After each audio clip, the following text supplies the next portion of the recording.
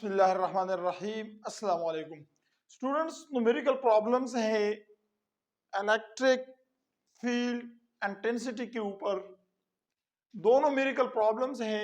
सबसे पहले problem number 1 में क्या कहते हैं कि the charge if the charge of 4 coulomb is placed in a uniform field of 2 Newton per coulomb, what force will it experience?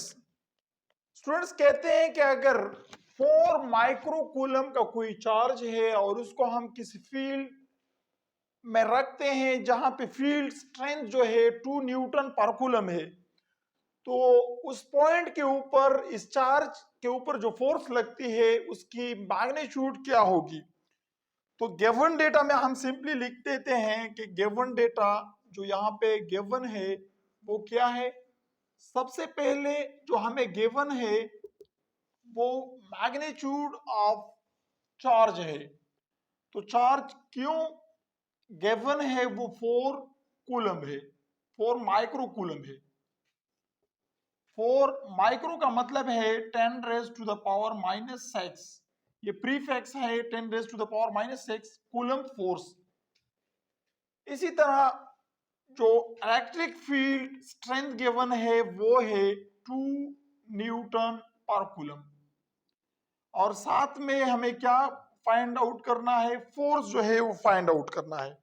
तो स्टूडेंट्स इलेक्ट्रिक फील्ड इंटेंसिटी को हमने पढ़ा था कि इलेक्ट्रिक फील्ड इंटेंसिटी वो बराबर है फोर्स पर यूनिट चार्ज। तो अगर हमें फोर्स फाइंड आउट करना है तो चार्ज को बोथ साइड पे मल्टीप्लाई कर ले तो रिलेशन बन जाता है F is equal to q E. अब इसमें पुटिंग कर ले तो क्या बन जाएगा, इलेक्ट्रोस्टैटिक फोर्स बन जाएगा। चार्ज जो है वो 4 × 10 raise to the power -6 coulomb है। इसको मल्टीप्लाई कर ले विद द फील्ड स्ट्रेंथ जो कि यहां पे गिवन है 2 न्यूटन पर कूलम। अब कूलम कूलम के साथ कैंसिल हो जाएगा, सिर्फ न्यूटन रह जाता है यूनिट में, और 4 को 2 के साथ मल्टीप्लाई कर ले तो 4 2s are 8 × 10 raise to the power -6 newton जो है ये इलेक्ट्रोस्टैटिक फोर्स बन जाता है। तो स्टूडेंट्स इंतहाई इजी क्वेश्चन है, इंतहाई आसानी से हम इसको सॉल्व कर सकते हैं। अब यहाँ पे दूसरे प्रॉब्लम में क्या कहते हैं कि positive charge of 30 micro coulomb is placed at an electric field, force on it as 6 Newton. इसके ऊपर जो फोर्स लग रहा है sorry 0.6 Newton. What is the magnitude of electric field, electric field का मैग्नीट्यूड क्या होगा, इलेक्ट्रिक फील्ड इंटेंसिटी क्या होगी। तो स्टूडेंट्स गिवन डेटा में क्या है, गिवन डेटा जो इधर गिवन है उसमें सबसे फर्स्ट जो है वो चार्ज गिवन है। तो charge q as equal to 30 micro coulomb. Micro चूंकि प्रीफिक्स है तो इसको हम लिख सकते हैं 30 × 10 raise to the power -6 coulomb.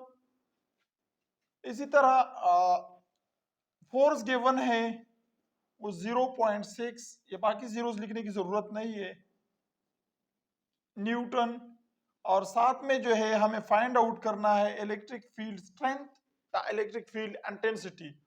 तो इसको हम सॉल्व करते हैं, सिंपल फार्मूला है इलेक्ट्रिक फील्ड इंटेंसिटी बराबर है फोर्स पर यूनिट चार्ज के। अब फोर्स को डिवाइड कर ले चार्ज से तो हम फोर्स यहाँ पे जो गिवन है वो 0.6 है। 0.6 न्यूटन को मैं सिंपली लिख सकता हूँ 6 × 10 raise to the power -1 newton. इसको हम सिंप्लीफाई करते हैं तो इसमें अगर पुटिंग कर ले तो 6 × 10 raise to the power -1 newton force है, डिवाइड कर ले चार्ज के साथ तो चार्ज गिवन है 30 या 30 को हम इसको और सिंप्लीफाई कर सकते हैं, इस 0 को हटा ले, पॉइंट जो है इस साइड पे आएगा तो ये 0 खत्म हो जाएगा और इससे यहाँ पे +1 हो जाएगा, क्योंकि राइट साइड पे हम पॉइंट को लेकर जाते हैं तो 3 × 10⁻⁻5 आ जाता है। तो यहाँ पे मैं लिख सकता हूँ 3 × 10⁻5 कूलम।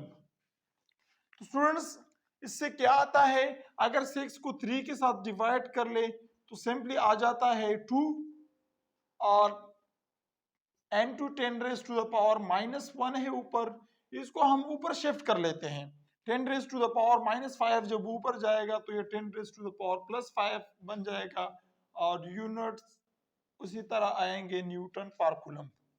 स्टूडेंट्स अगर हम इन दोनों को प्रोडक्ट लॉ के जरिए क्या करते हैं, सिंप्लीफाई करना चाहें तो बेसिस सेम है, पावर्स ऐड हो जाएंगे, तो 2 × 10⁻5 से 1 को माइनस कर ले 4 न्यूटन पर कूलम। ये हमारे पास फील्ड स्ट्रेंथ या electric field at that point, जहां पे चार्ज जो है वो 30 माइक्रो कूलम था और उस पे फोर्स लग रही थी 0.6 न्यूटन। तो उस पॉइंट पे विद इन द फील्ड जो है इलेक्ट्रिक फील्ड इंटेंसिटी हमारे पास आ गई है 2 × 10⁻4 न्यूटन पर कूलम।